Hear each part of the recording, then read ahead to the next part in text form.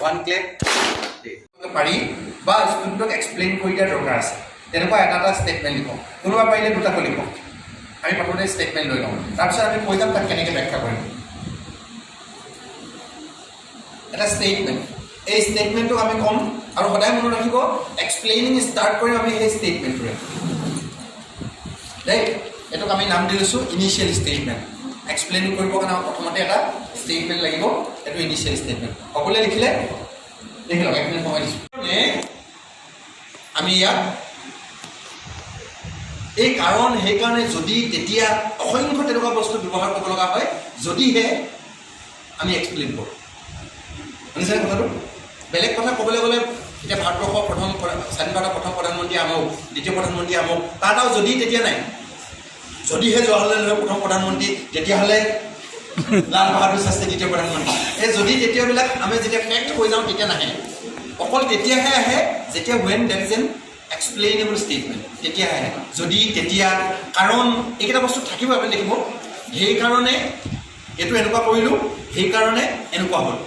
এতিয়া এই দিনৰ সময়ত তাপটো বোলে হৈ যায় হৈ যোৱাৰ কাৰণে পানী বা মাটিটো এনেকৈ গৰম হৈ যায় গৰম হৈ যোৱাৰ কাৰণে তাৰ বায়ুটো ওপৰলৈ উঠি গৈছে সেইকাৰণে তলত খালী ওলাই যায় সেইকাৰণে বেলেগ বতাহ ইয়াত সোমাই যায় সেইকাৰণে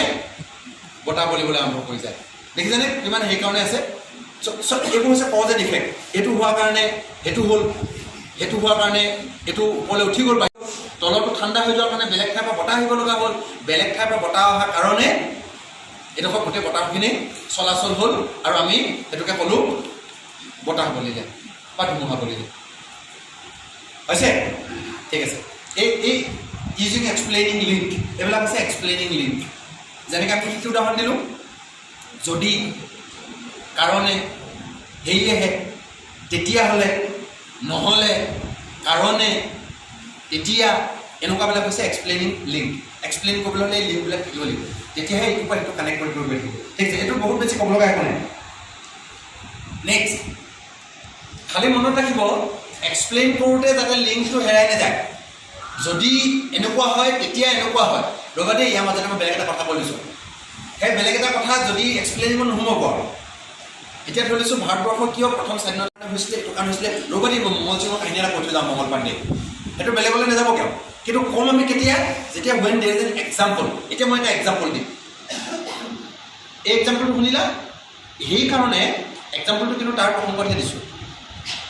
তাৰ প্ৰসংগ এতিয়া আপুনি কি কৈছিলে আপোনাৰটো কওকচোন আপোনাৰটো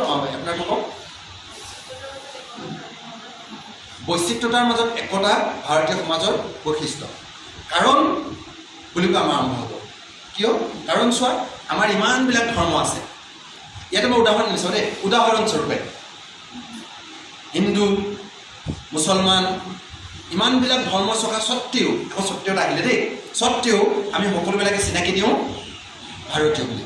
ইমান বৈচিত্ৰতা আছে কিন্তু আমি ভাৰতীয় বুলি কৈ একেখন দেশৰ নাগৰিক হিচাপে আমি গৰ্ব অনুভৱ কৰোঁ আৰু এটা উদাহৰণ দিওঁ ৰ'বা ইমানবিলাক ভাষা আছে সংবিধানে কোনে কওঁতে কৈছিলে 1652টা বোলে এতিয়া ভাষাগোষ্ঠী আছে এতিয়া আমাৰ কিমানটা সাংবিধানিক স্বীকৃত ভাষা আছে যেনে মই উদাহৰণ দিছোঁ ৰ'বা অসমীয়া এটা ভাষা বেংগলী এটা ভাষা উৰিয়া এটা ভাষা ইমানবিলাক ভাষা আছে ভাষা থকাৰ পিছতো আমি সকলোবিলাকে একে ভাৰতীয় এতিয়া এই 5টা উদাহৰণৰ পৰা গম পালোঁ যে আমাৰ ইমানখিনি বৈচিত্ৰ্য আছে কেৱল ইমান বৈচিত্ৰতাৰ মাজতো আমি এক ভাৰতীয় হৈ জীয়াই আছোঁ অৰ্থাৎ আমাৰ দেশত বৈচিত্ৰতাৰ মাজত ঐক্য আছে হৈছে কথাটো এই আকৌ অৰ্থাৎ এটা আহিলে দেখিছে অৰ্থাৎ আকৌ শেষত অৰ্থাৎ ক'লোঁ এনেকুৱা কথাবিলাক আহিব এই যে মই কথাখিনি কৈ আছোঁ কৈ থাকোঁতে মনত ৰাখিব লাগে মই যাতে এনেই য'ত ত'ত গুচি নাযাওঁ আৰু এইটো কয় ব্ৰেভিটি মানে যিমান এক্সাম্পল দিব লগা আছে সিমান এক্সাম্পল দিয়া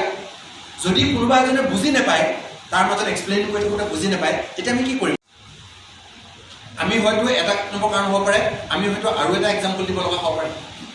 এক্সাম্পল বঢ়াই দিব লগা হ'ব পাৰে নহয় বা এক্সাম্পলটো বেলেগ ধৰণে এনালজি কৰি বেলেগ এটা ধৰণে দি থাকিব লগা হ'ব পাৰে এতিয়া ধৰা তোমালোকে সেইটো বুজি পোৱা নাই এতিয়া ধৰা তোমালোকৰ গাঁওখনৰ নাম কি বোলে আমুক মই চাবতে এটা এনালজি আনিলোঁ এতিয়া তোমালোকৰ গাঁওখনত কোন কোন সম্প্ৰদায়ৰ মানুহ আছে সি ক'লে ছাৰ আমাৰ এনেকুৱা সম্প্ৰদায়ৰ মানুহ আছে এনেকুৱা সম্প্ৰদায় আছে ইমানখিনি সম্প্ৰদায়ৰ মানুহ থকাৰ পাছত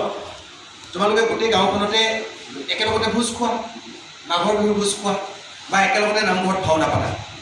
কিন্তু এইটো সম্প্ৰদায় আছে, এইটো সম্প্ৰদায় আছে, এইটো সম্প্ৰদায় আছে। এতিয়া গোটেইকেইটা সম্প্ৰদায় থকাৰ পাছতো একেলগতে যে নামঘৰত ভাওনা পতা বা ভোজ খোৱা, বৈচিত্ৰতাৰ মাজত ঐক্য হ'লনে নাই? ঠিক তেনেকৈ দেশখনৰ কথাও যদি চাওঁ, এইটোত আমি কি কৰিলোঁ, এটা এনালজি আনিলোঁ। আৰু এনালজিটো ক'ৰ আনিলোঁ, একদম ওচৰৰ গোটেই ভাৰতবৰ্ষৰ প্ৰেক্ষাপটটো বুজিব আনি আমি একেটা কথাকে বুজাই আছোঁ। হৈছে কিন্তু মনত ৰাখিব লাগিব ব্ৰেভিটি। নেক্সট, এতিয়া কৈ গৈ থাকোঁতে মই যে কালি কৈছিলোঁ, কৈ গৈ থাকোঁতে এক্সপ্লেইন কৰি গৈ থাকোঁতে, শুনি লওক কথাটো শুনি লওক, লিখিব নালাগে এতিয়া, মই লিখিবলৈ কওঁ। এক্সপ্লেইন কৰি গৈ থাকোঁতে কোনোবা এজনে কপাল পচাই দিব যে ন, কোনোবা এজনে মুখখন মেলি দিব যে কৈ দিব, কোনোবা এজনে একদম এনেকৈ চাই থাকিব নহয়। তাত আপুনি বুজি পাব লাগে এক্সপ্লেইন কৰি গৈ থাকোঁতে, আচ্ছা ৰ'বা মই আৰু এটা উদাহৰণ দিছোঁ, আপুনি বুজি পাব লাগে। সি চকুটো এনেকৈ কৈ দিলে আপুনি বুজি পাব লাগে যে আপুনি আৰু এটা উদাহৰণ দিয়াৰ দৰকাৰ আছে। আপুনি বুজি পাব লাগে যে আপুনি আৰু অকণমান ইলাষ্ট্ৰেট কৰাৰ দৰকাৰ আছে। আপুনি বুজি পাব লাগে তাকে এটা শিক্ষকে গম পায়, মাক যেনেকুৱা আমি যে কওঁ গৰ্ভ, এতিয়া মুখ মেলিলে গৰ্ভ দেখা পায়, মাষ্টৰে চকু দেখিলে নাক দেখিলে গম পাই যায়,